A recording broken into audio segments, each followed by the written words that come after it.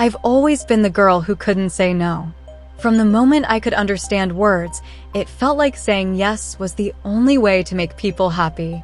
Sasha, share your toys. Yes. Sasha, do this for me. Yes. Sasha, don't argue. Yes.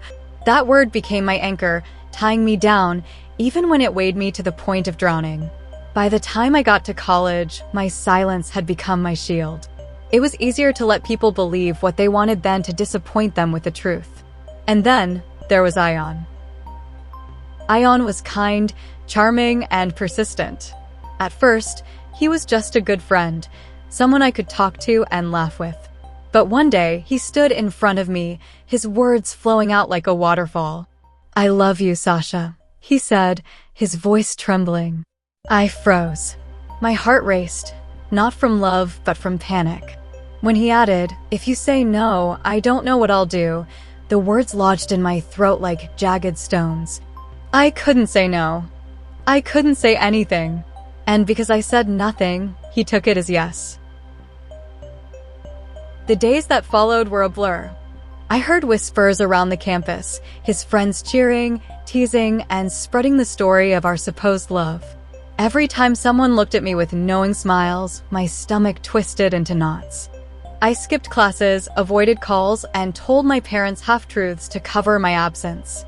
But avoidance couldn't last forever. One day, I returned to campus, determined to face my fear. As soon as I walked into the classroom, Ion and his friends were there. "There she is," someone called out, grinning. "The lovebirds reunited." What are they talking about? I turned to Ion, my voice trembling. "Did I say yes to you? What's going on here?" He looked startled. "You didn't say no, Sasha," he said, almost defensively. "You talk to me like you always have." I thought it meant something. And besides, how could I not think it was a yes? I stared at him, the weight of his assumptions crushing me.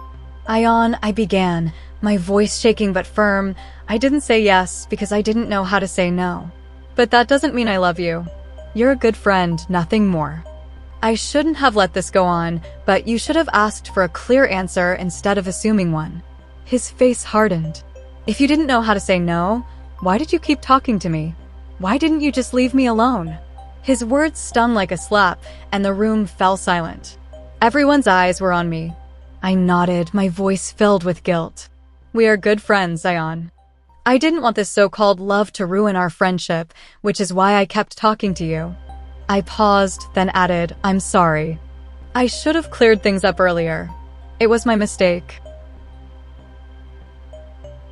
The shame burned in my chest as I left the classroom. For days, I stayed away from campus, too embarrassed to face anyone. I felt like a prisoner in my own life, trapped by my inability to stand up for myself. One evening, I found myself at the bus station, sitting alone, watching the world pass by. I wasn't ready to go home or face my parents. The night crept in, and a kind-faced bus driver approached me. "Miss," he said gently, "it's late. You shouldn't be out here alone. Go home, get some rest, and figure out what's making you sad. Restart your life, one step at a time." His words struck something deep within me. I nodded, thanking him softly, and went home. That night, as I sat in my room, I let the tears come. For the first time, I asked myself, why am I so afraid to say no? Why do I let others decide my life for me? And at that moment my mother came. "Sasha, what's going on?" she asked, her voice firm but laced with worry. "You've been skipping college, lying to us, and barely eating. I need to know what's happening." I shook my head, staring at my hands. "It's nothing, Mama. Just leave me alone." But she didn't. "No, Sasha," she said, sitting beside me. "I'm your mother. I can see you're hurting, and I won't leave this room until you tell me what's wrong." Her persistence broke me. The tears I'd been holding back spilled over as I choked out the words. "Mom, I can't do this anymore. I don't know how to say no to people, and it's ruining my life." She frowned, her brows knitting in concern. "What do you mean, honey? What happened?"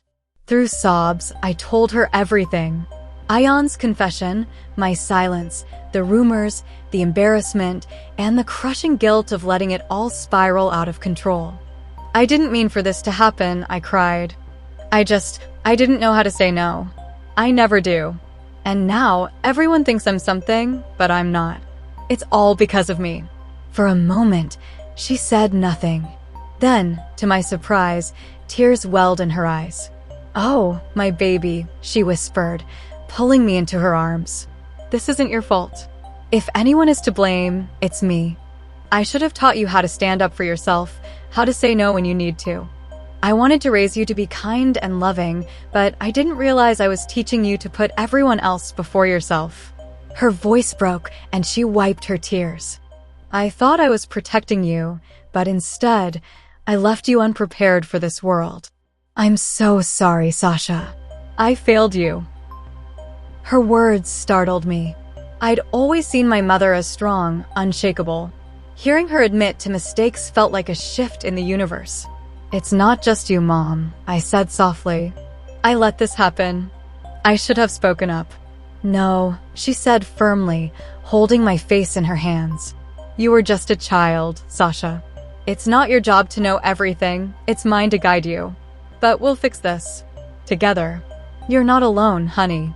I'll help you learn how to say no, how to stand tall. I promise." Her words were like a balm to my fractured heart. For the first time in weeks, I felt lighter. Learning to say no wasn't easy. At first, it felt awkward, even selfish.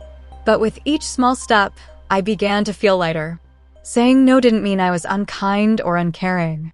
It meant I was finally being honest, with myself and with others too. I also learned to forgive myself.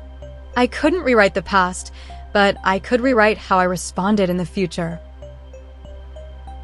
One day, I faced Ion again. "I need to learn how to be clear with people," I told him, "and you need to learn to ask for clarity instead of assuming it." He looked at me for a long moment.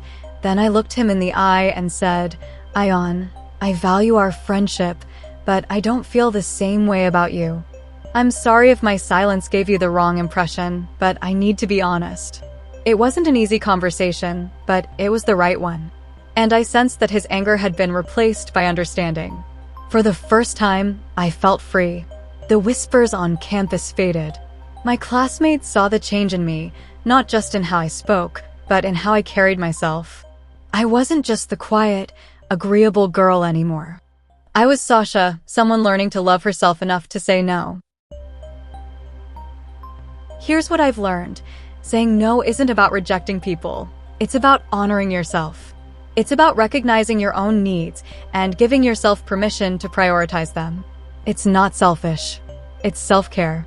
So, if you're like me, if you've spent your life avoiding conflict, saying yes to everything, and feeling overwhelmed, know that it's never too late to change. Start small. Practice saying no to things that don't align with your values or make you happy.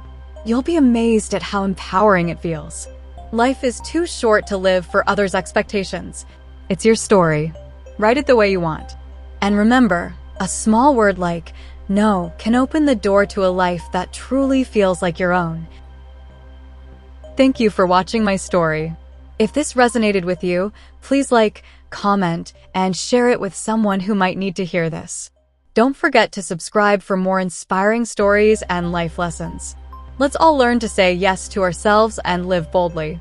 See you in the next one.